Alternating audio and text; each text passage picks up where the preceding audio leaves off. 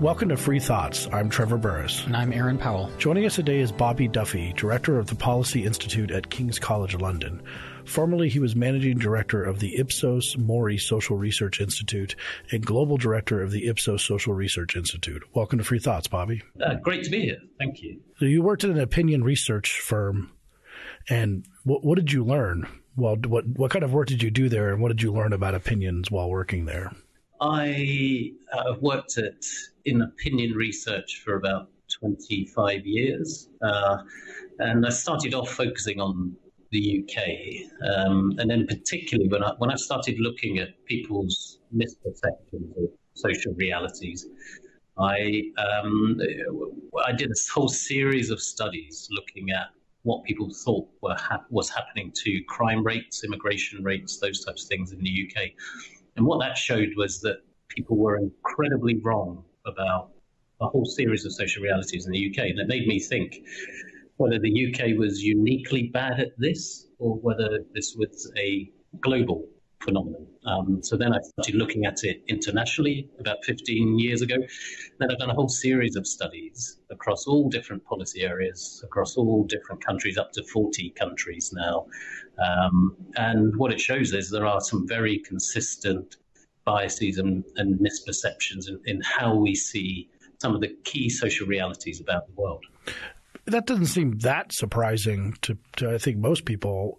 They probably understand that most people don't spend a lot of time reading crime reports or immigration reports or things like this, so that they're inaccurate doesn't seem that shocking.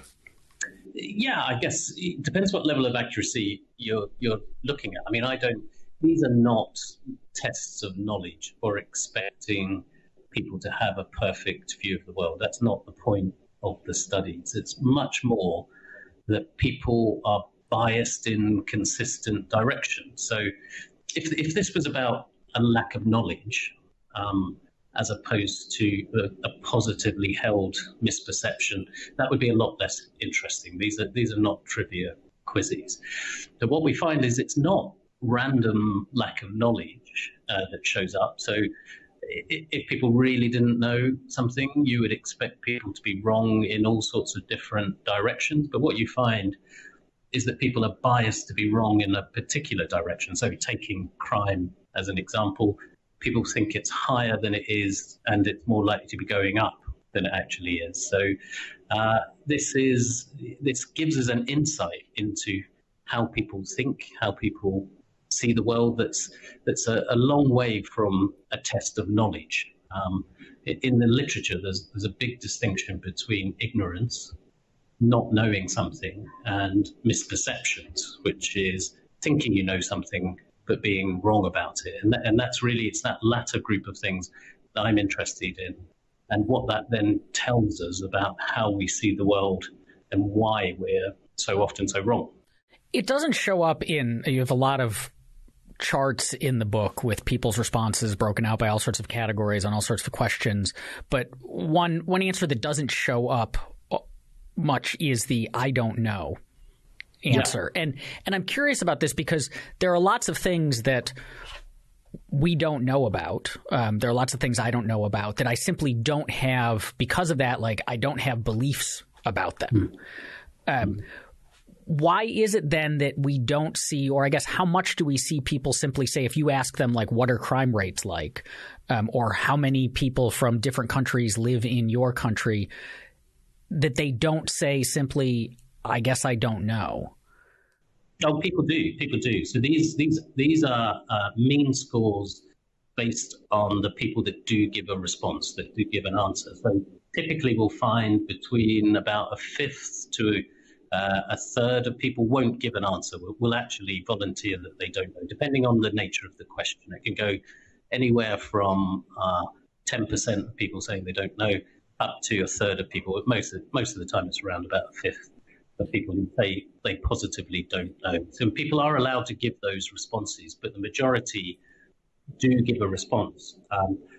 They are encouraged to give a response because we are, again, there's that point of it not being a test of knowledge, it's a test of how they see the world generally. I think one of the most interesting charts in there is we also asked people on one of the studies about how certain they were that they got the correct answer. So this interaction between certainty and correctness, whether if you think you're right, are you more likely to be right? And what that showed was almost an opposite correlation between those two things, that the people and countries that were most confident that they'd got the answers absolutely correct were the most likely to be the most wrong. And this is related to that kind of Dunning-Kruger effect of an overconfidence in your view, being related to just not knowing when you don't know something. So that is a very important subset of these types of questions, where you kind of understanding that confidence in how you see the world is very unrelated to actual levels of knowledge. It's much more about your own identity, your own values, just how you see things rather than depth of knowledge. I'm going to take a guess and maybe believe that Americans rated high on confidence and low on knowledge. You were quite high on this. America doesn't do very well overall in the overall index. In fact, it's second worst behind Italy in terms of being correct on these answers across the kind of 14 countries that have been in the study from the beginning, where we did a mega index across all of them. And the US was second worst, Italy was worst, and then countries like Sweden and Germany were most accurate. I think I remember seeing that Italy was like 100% wrong on the questions that you asked. That's just an index. Oh, it's an index. Okay. Index, they were the top. They're the kind of thing we're all aiming for or get away from. But it's all indexed on 100, and everyone relative to the most wrong country, which was Italy. So this wrongness, is it the result of external factors largely? So we're consuming poor information, we're consuming incorrect information, and then basing false beliefs on it? Or is it more of an internal factor thing where we're engaging in, say, motivated reasoning, or we're, I guess, like discounting information that conflicts with pre-existing views? I assume it's a combination of both, but is it weighted more towards one than the other? That's a great question. I mean, effectively, that is the crux of the book, is pointing out that it's exactly those two buckets of effects that we need to bear in mind. Sometimes there's a great deal of focus on our post-truth world and fake news and alternative facts. Like this is a sole cause of people's misperceptions and biased views of the world. And then sometimes in other books and analysis, there's an absolute focus on our biases and heuristics, our shortcuts that we take, and how they determine how we are wrong about the world. When the reality is, it's a systemic issue where one interacts with the other. The media know which biases we have and how to play on them. We respond in a particular way. That gives the political or hit page view rewards that you get from that. And it creates this cycle where our biases become built into the system of our information environment, really. So it's kind of it's saying that it's caused more by one than the other is impossible, and kind of misses the point of that one and the other interact and reinforce each other in this cycle of delusion that we create between us. That's not an accident. It's kind of the media is created around, the media and political statements are created around our biases, and our biases react to those and give the feedback loops that the media and politicians are after. And it's kind of, that sounds quite scary to have it as a systemic problem where there's not just one thing you can fix. You can't just teach kids critical literacy, news literacy, and then suddenly we'll solve this problem, because you can't teach the human biases out of our kids. And equally, you can't just tell the platforms, the social media platforms, to sharpen up their act or get stricter in the regulations with them, and that will solve the problem. It's how you deal with that as a whole group and system is the crux of what we need to do. If a feedback loop is playing this role, do we see differences, I guess, either over time, so changing levels of wrongness, call it, or differences between countries based on how facilitated that feedback loop is? So the media, a very rapid version of that feedback loop would come in, sophisticated analytics where we can see if we put up a headline that plays to this bias, we get, this many clicks over the next hour, and then we can adjust it. So we can have very rapid formation of that loop versus, you go back to the 1950s when you had a handful of television stations and they didn't really have a good way to measure if people were actually tuning in or how they were responding, because they could, suppose, wait for letters to come in to their reporters, but that's not a terribly fast thing. And so the feedback loop can't operate as quickly, or between countries that are more wired up or less wired up. Do we see differences that would play into that narrative? That's, again, a really great question, because it is that phenomenon of change over time or difference between place and why is one country better than another is something that I looked at, both the trends and the differences between countries, quite a lot. So on the trends, first of all, we're lucky that we've got in the US that you have a great tradition of study in academia that goes back to the 1940s and 1950s that looked at political ignorance or rational ignorance, where there was a stream of thought that was actually to do with that the electorate doesn't have huge amounts of knowledge of political realities, political and social realities, as a part of the argument around the size of the state and how big you should have as a state operation, a government operation, because people don't pay much attention to this and they're not making informed choices. So from then, from 1940s, 1950s America, there are a few questions that are similar to the questions that I've been asking. Things like unemployment rates, which people massively overestimate. And what you find from that is people were just as wrong in the 1940s and 50s on things like unemployment rates as they are now. And then more recent trends, like I say, I've been doing this for 15 years, and what we haven't seen is particularly any improvement or deterioration in how wrong people are on things like whether the murder rate is going up and down or the level of immigration in their country. It's not been a massive change. Similarly, when you look across countries, I've tried to get measures of media quality or plurality or control levels, measures of the political system, extent to which it was controlled or free. And again, not much relationship between those two things. You can see individual relationships between people who consume particular types of media, like Fox News in the US or the Daily Mail in the UK. They do tend to have attitudes that relate to those, but that you can't tell that that's cause and effect, because people pick the media that already reflects their views. So, I mean, overall, my view is that these haven't changed hugely despite our changed information environment. And the question that raises is why? And it may be that it's just too soon to feed through.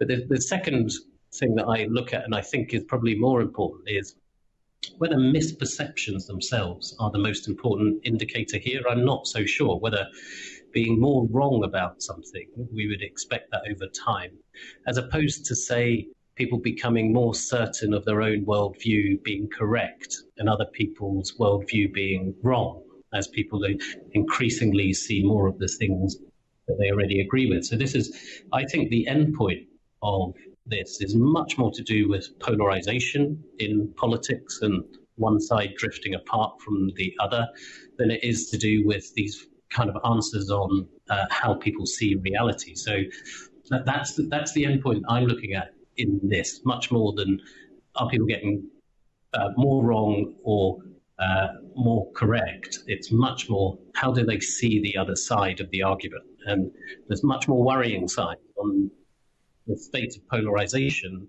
than there is on misperceptions. It seems that many of these misperceptions, just to fill in our listeners, the book sort of centers around asking people what they think something is, and then seeing what the difference is between the reality, immigration rates, crime rates, how much sex you think other people are having, things like this. But it seems like a lot of the ones, especially the more policy-oriented ones, are pessimistic, that the bias is pessimistic. You don't see people systematically overestimating the unemployment rate positively and thinking it is much lower than it would be, or the immigration rate or the crime rate. And maybe some of that has to do with just nostalgia, and that we think back on being 10 years old and saying, I didn't feel as endangered by crime when I was 10 years old. And you probably didn't, because you were within 10 minutes of your house and you watched cartoons all day, so you didn't see the news stories. And so now that you're 35, you say, well, the world's so much worse than when I was 10 years old. And that's the way these sort of pessimistic biases go as you get older. Yeah, no, I'm sure that's in fact. Actually, I'm working on my next book on generational differences, and that sense of nostalgia is a key aspect, in the sense of which we have a foreboding about generational decline. I think there's two main biases going on in that negativity bias, which is rife throughout the results. Where in the US, the murder rate has gone down significantly over the last 20 years. But very few people within the US think that's the case. It's same on all sorts of different aspects of people thinking things are getting worse. And there's the two biases really are that negativity bias, where we are programmed to pay more attention to negative information than positive information. And this goes back to our cave people days, where negative information was more often a threat-based information. So if you didn't take notice of that warning of lurking saber-toothed tiger, you were edited out of the gene pool. So we are literally descendants of people who have brains who take more notice of negative information and store it more readily. And then secondly, related to your nostalgia point, social psychologists would talk about rosy retrospection, which is that we literally forget the bad things from the past. It is partly definitely to do with our childhood, and we didn't notice those things in the first place. But there's lots of experimental work that shows that even if you did notice something bad in the past, we're more likely to forget it, to let go of it.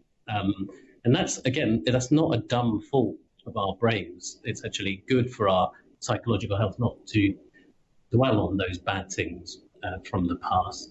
But it does also have a negative impact, in that means that we think the past was better than it was, and it means that we think the present and future are therefore worse than they really are. So we do have both of these things, and it is a consistent thing, not just in the US, across all countries. More focus on the negative and more likely to think things are getting worse rather than better.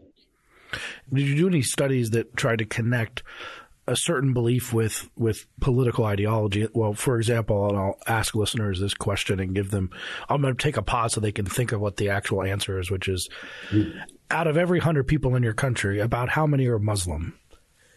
And you go through a bunch of countries with what the actual percentage of Muslims are. So if anyone is thinking about their country, I will just say, so if you're in the U.S., the actual percentage is about 1%, but the average guess was 17%.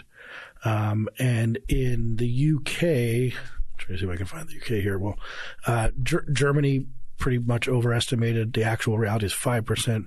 The average guess was 21%. And in Great Britain, about 5%, and the guess was 15%. Yeah. But that would seem to correlate with, I'm just sort of commonsensically, if you think that Muslims are a huge danger to the world, then maybe you're more likely to overestimate the level of Muslims. Yes, that's exactly that effect. I think one of the key explanations for lots of our misperceptions is that they're more emotional than they may seem. We may be asking, or think we're asking, about a very neutral fact of what proportion does this part of the population make up within the overall population. But that's not how people react.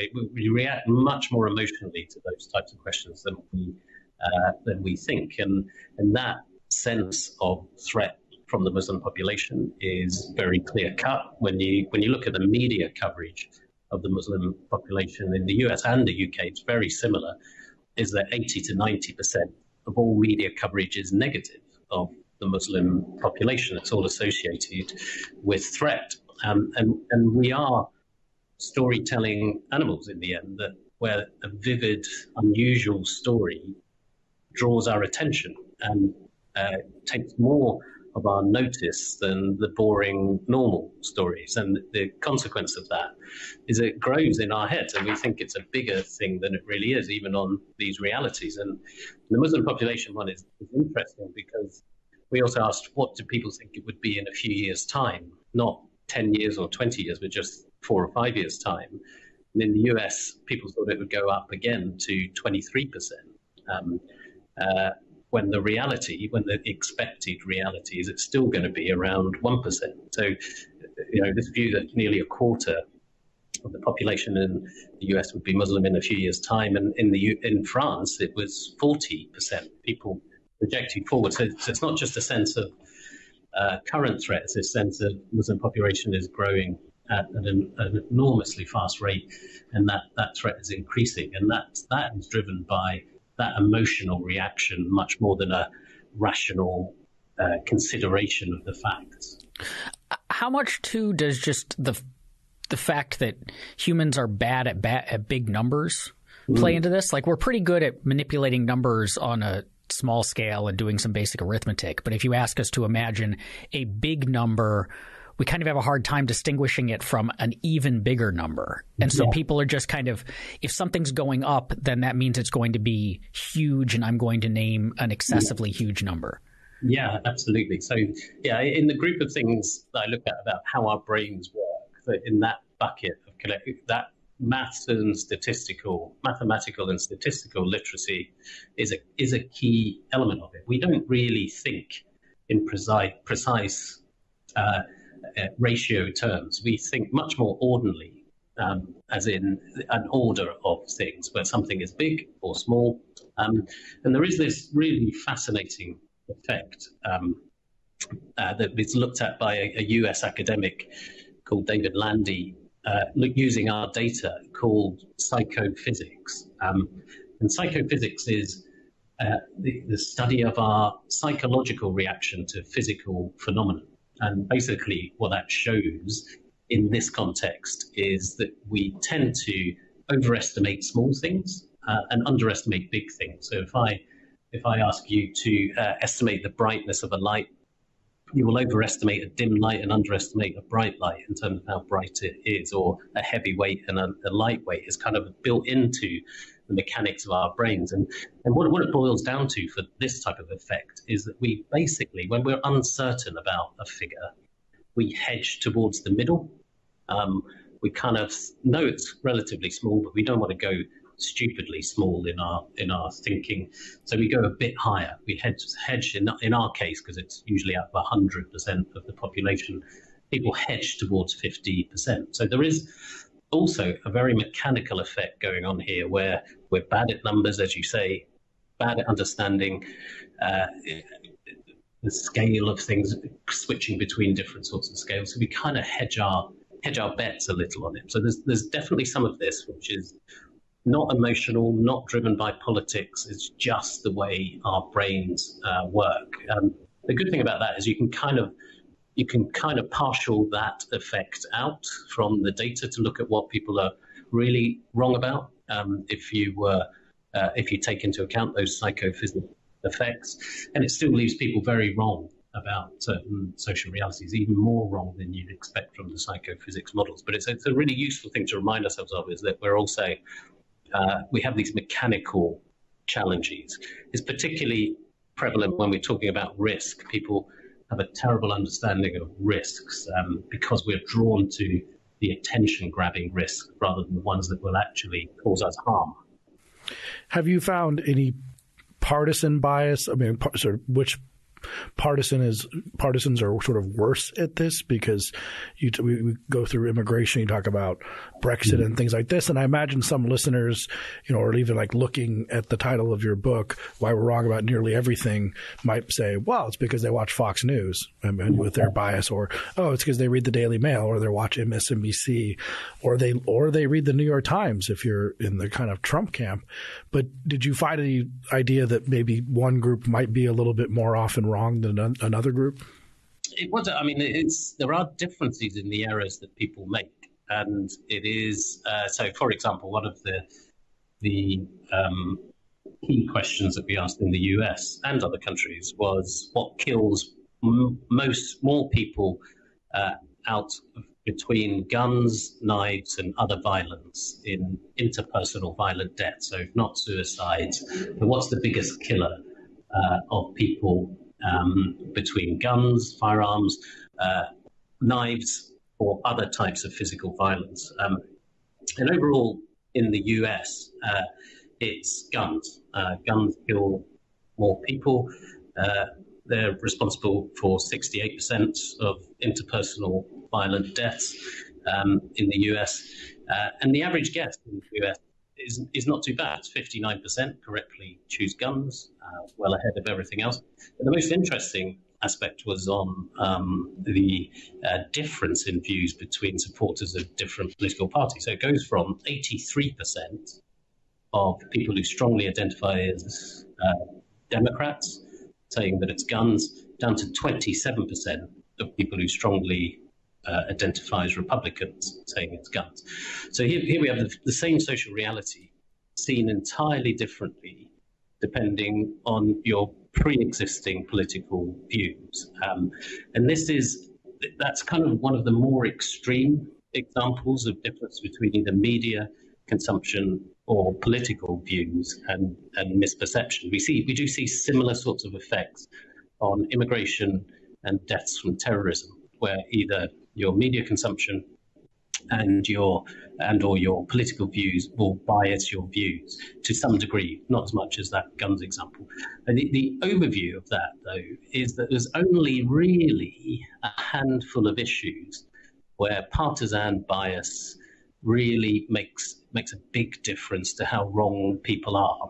And that's really important, I think, in this, is it shows that different partisan views are important, and the confirmation bias that we were talking about earlier, those types of things do have an effect, but they don't explain everything. There's only those handful of things, and that's really important, I think, because there's been a lot of other work in this sort of area that's talked about things like backfire effects, which is where if you tell someone they're wrong about a factual point and give them the correct answer, that can actually make them more likely to hold on to the wrong answer, to try to argue against the correct answer, because they've got such a strong partisan bias that they just find ways to hold on to that view, and it reminds them of their identity and those views.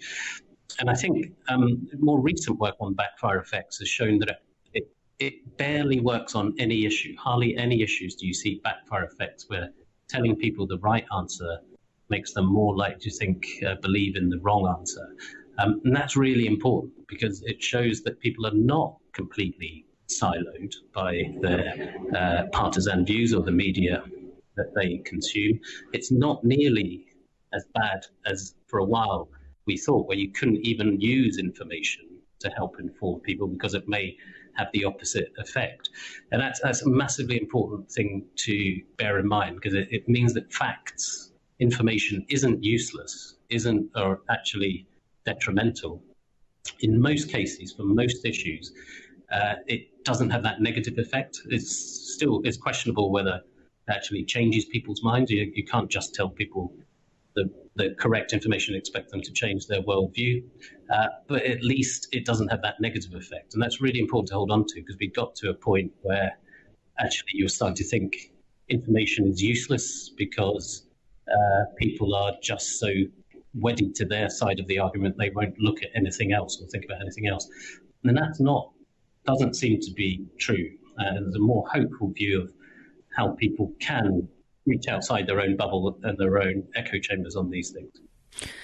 How does that process work? So we're saying that this blowback effect is relatively minimal, or at least constrained to a handful of issues. But as you just said, people, if you give them the correct answer, it's not necessarily clear that that has a huge impact on them updating their beliefs. How then do people update their beliefs? How do we set about correcting some of these issues? Or is it simply a matter of just reinforcement that, so someone who identifies heavily with the Democratic Party and thinks that 83% of violent deaths are from guns, when the actual answer is 68, if you tell them once, they don't update, but if they hear it a bunch of times, they do? Or is it more about the source of the information, that if it's coming from someone who also identifies strongly on the left, so they're not suspicious of the person, then maybe one time is enough? Are there just kind of features of updating that we could use to help to correct these problems? Yeah, no, it's again a great question. It's kind of what you're aiming for, really, I think, is skepticism, but not cynicism or utter credulity about everything everyone tells you. So you don't want people flip-flopping around on their entire worldview depending on the last thing they heard from people. Equally, you don't want people to dismiss everything they ever hear if it doesn't fit with their previous view of the world. So you want people to have that skepticism to be able to test new information, different information, and question it. And I think that takes time. I still find the old theories of cognitive dissonance really useful in this. So this was mostly in 1960s America, great academics developing this approach to thinking about cognitive dissonance, where when you hear something that doesn't agree with your worldview, it causes you some element of psychological pain. So your initial reaction is to kind of ignore it, denigrate it, and look for stuff that does confirm your worldview. Eventually, though, the psychological pain of updating your view as opposed to just avoiding the new information comes to a tipping point where it's actually better and easier, less painful for you to update your view than to stick to your guns and say everyone else is wrong. So there is a tipping point here. And how you get to that depends very much on the individual, the issue, and the approach, as you say. I mean, I am personally a fan of deliberative approaches to democracy, where you do get people together with experts, with each other, and to present the evidence to them, to allow them to discuss it between themselves and try to come to a consensual view. The kind of town hall model that is developed in the US and the deliberative polling models that James Fishkin and others advocate.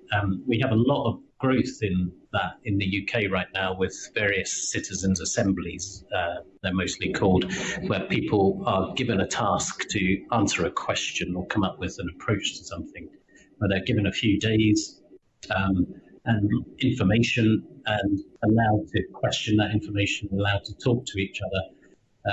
And what you find from those processes is that people don't absolutely upend their worldview, but they do listen to others, they do take on new information, and they do update to some degree on particular issues. And that's the element of this, is you don't have to get the environment right and the questions right and the approach right.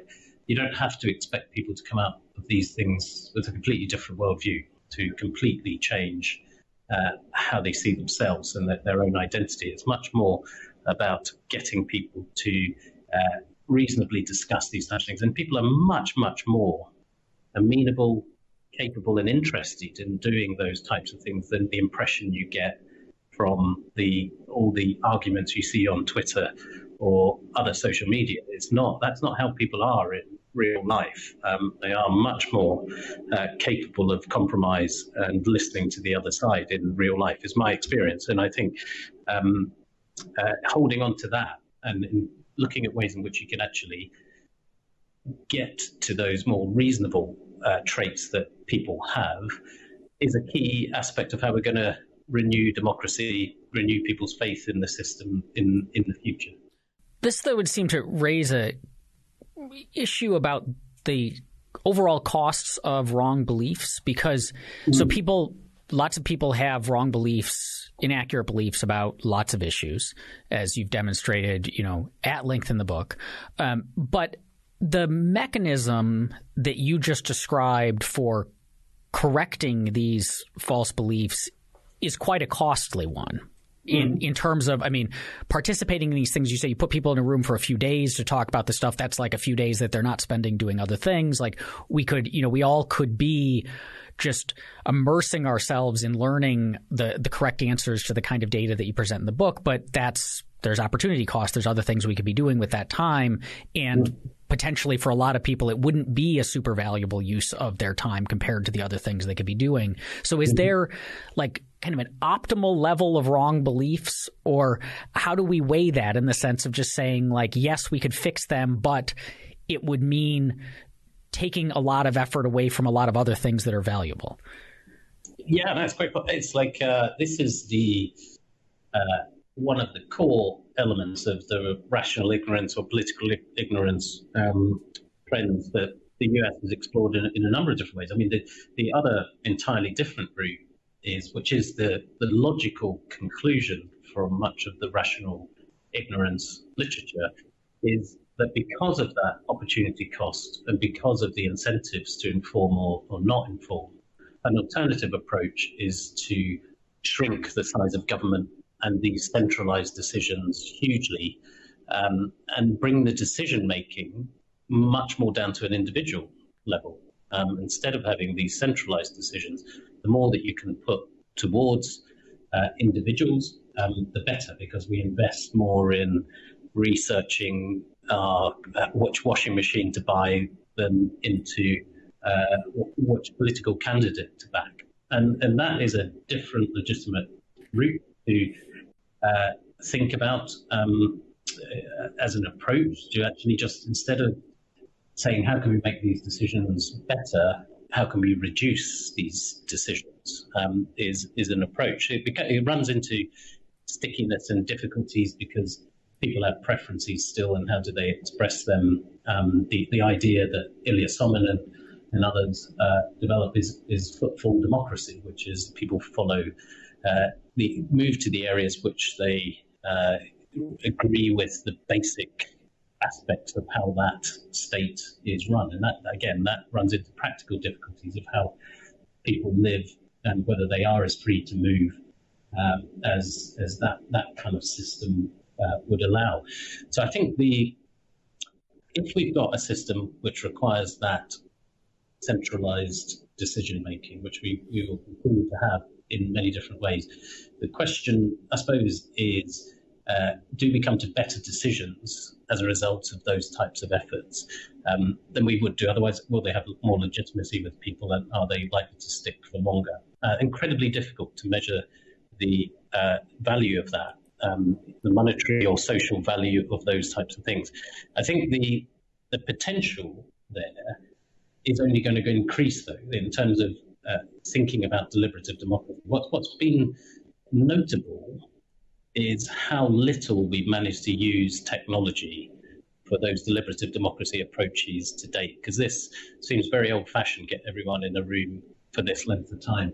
And there are online methods that are being developed at a much lower cost in terms of investment, time and effort, much more in tune, I guess, with how people live today.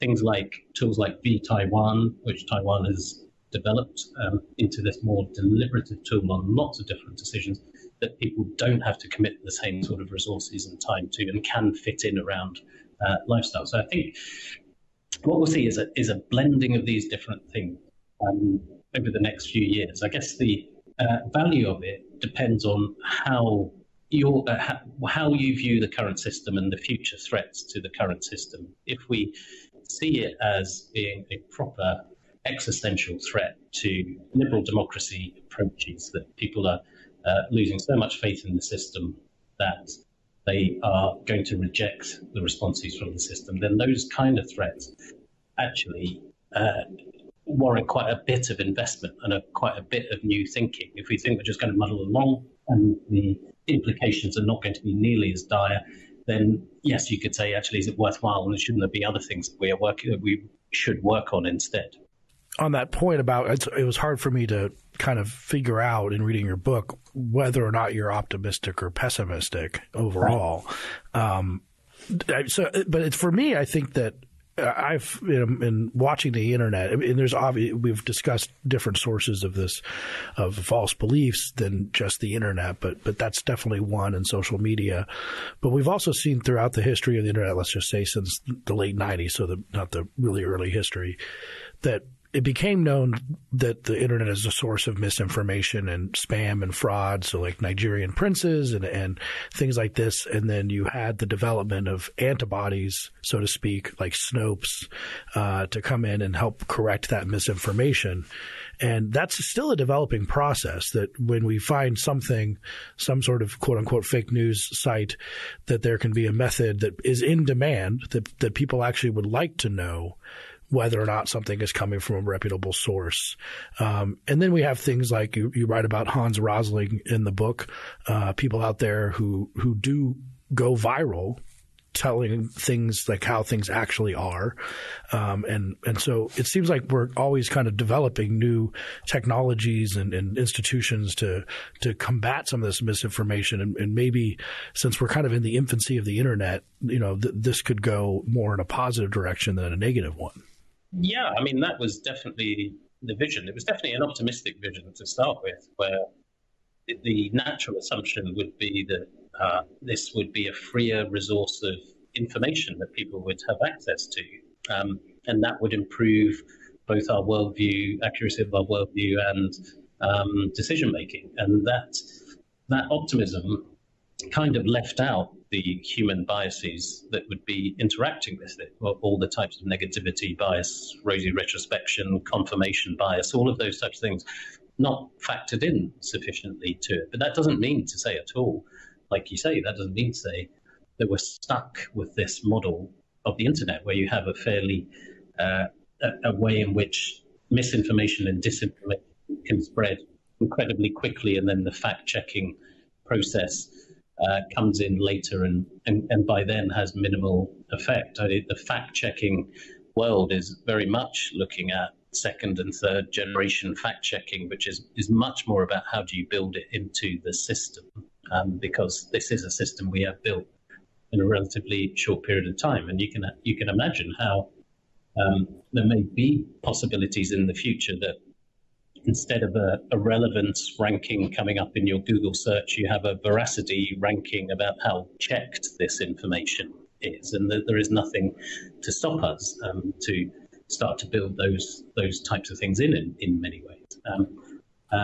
There are things that would have to change, and revenue models that would have to change. So there's a big stickiness in this, but it is something that we have created. I do think the danger with all kind of technical control regulation is we're always regulating or controlling the last thing rather than the future thing, and that there will be new developments that make it more and more difficult to keep an accurate view of the world. And we need to start thinking more about the principles that we want to uphold in our information environment, rather than a response to a particular type of technology. And that's kind of that more principle-based thinking about what is it we're trying to achieve with this is more difficult, but that's going to stand us in better stead in the future. I think, on the optimism-pessimism question, I am optimistic in the end, partly because we need to be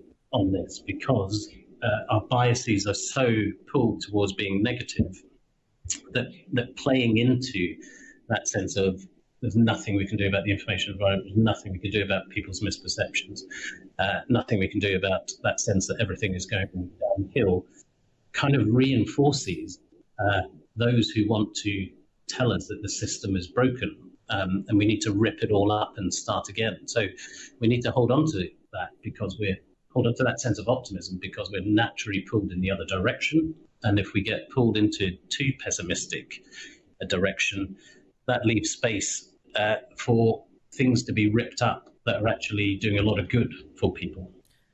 Someone listening to this episode they are thinking, oh my God, what all am I wrong about? Or they've just read your book and let's say they got basically every single one of the questions in it wrong. And they're, and they want to get better. And you've just told us, well, but your brain is wired to misconstrue information or overestimate in certain directions. You're meshed in a media environment and a technological environment where there's lots of information coming from everywhere, and not just is a lot of it wrong, but many of the sources you go to get the information or the platforms that you find information through are incentivized to show you not the most accurate. So you've just told us there's a sense of optimism, but there's also the overall picture is pretty grim. So as an individual, what can I do just in my own life, in the way that I approach things, to try to mitigate against all of these forces? How can I go about consuming information, go about trying to understand my world in a way that's going to at least bias me back in the less wrong direction? Yeah, so again, a great question. It's like there's 3 or 4 tips, and there's kind of technical tips about how you get your information and mixing up your feed and looking across the divide for where you find information. So effectively popping your own filter bubble as much as you can. And that's not just online. That is in day-to-day life as well. There is that element of seeing the other side and not trying to avoid it. Bearing in mind that confirmation bias is one of our strongest biases, just being aware of that is helpful. I mean, I think the 3 or 4 other things just to bear in mind, and it's much more about modes of thinking than it is about technical tips or what app to download or whatever else. I mean, I think it does start with remembering that things are not as bad as we think, quite literally. That our brain is telling us that things are worse than they are because that's what it focuses on. But second, within that, accepting the emotion.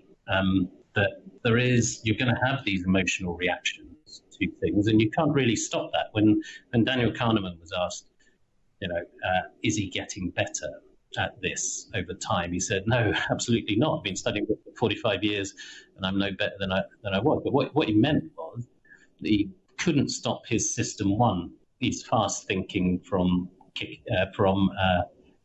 ruling his first initial reaction. You can, with training in some circumstances and with focus, get your system 2 slower thinking to kick in. So accepting the emotion, but then challenging your thought. There is that third point about cultivating skepticism, but not cynicism. It is just as bad to be utterly dismissive of other points of view as it is to accept everything you've heard. So that kind of more cynical outlook, but not more skeptical outlook, but not utterly cynical outlook.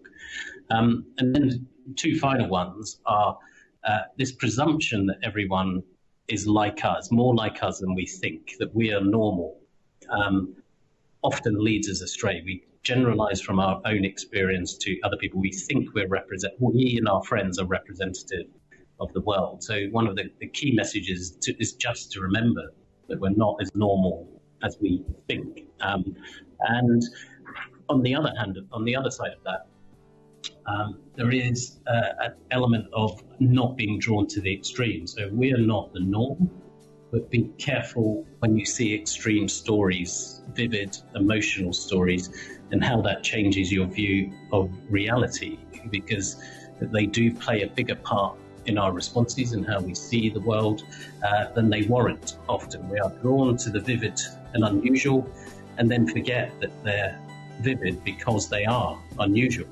They are not the norm, and we shouldn't generalize from them.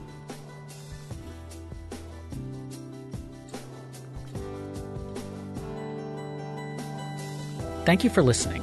If you enjoy Free Thoughts, you can find our Free Thoughts discussion group on Facebook or on Reddit at r/freethoughtspodcast. You can follow us on Twitter at FreeThoughtsPod. As always, please rate and subscribe to us on Apple Podcasts, Spotify, or wherever you get your podcasts. Free Thoughts is produced by Tess Terrible and Landry Ayers. To learn more, visit us on the web at www.libertarianism.org.